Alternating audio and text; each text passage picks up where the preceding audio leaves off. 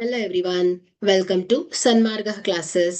ಅಪವರ್ತಿಸುವಿಕೆ ಅಧ್ಯಾಯದ 45ನೇ ಪ್ರಶ್ನೆಯನ್ನ ಗಮನಿಸಿ.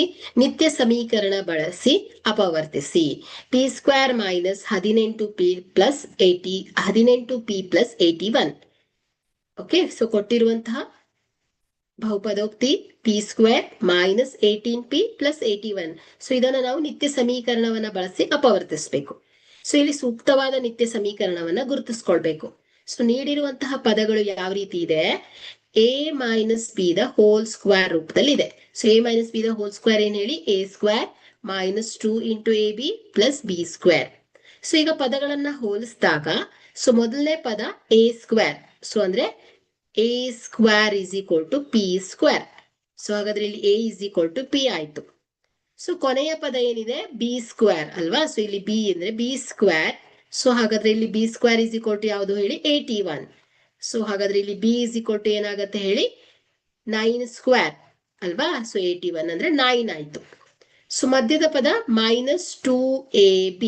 ಹಾಗಾದ್ರೆ ಮೈನಸ್ 2 ಇಂಟು ಎ ಅಂದ್ರೆ ಪಿ ಆಗತ್ತೆ, ಬಿ ಅಂದ್ರೆ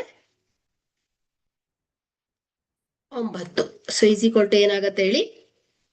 9 18 ಪಿ ಆಯ್ತು. ಓಕೆ, ಸೊ ಮೈನಸ್ 18 ಪಿಗೆ ಸಮನಾಯ್ತು. ಸೊ ಇಲ್ಲಿ ಈಗ ಹೇಗಾಗತ್ತೆ ಹೇಳಿ? P square minus 18p plus 81. So ನಮ್ಗೆ ಇಲ್ಲಿ ಎ ಅಂದ್ರೆ ಪಿ ಆಯ್ತು, ಬಿ ಅಂದ್ರೆ 9 ಅಂತ ಗೊತ್ತಾಯ್ತು.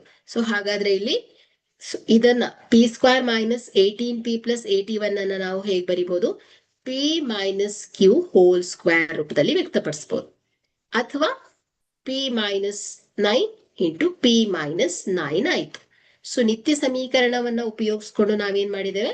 ಸೊ ಈ ತರ ಅಪವರ್ತನಗಳನ್ನ ಬರೆದಿದ್ದೇವೆ. So p minus 9 into P minus 9 ಅಥವಾ ಪಿ ಮೈನಸ್ 9 ಹೋಲ್ ಸ್ಕ್ವೇರ್ ಆಗುತ್ತೆ.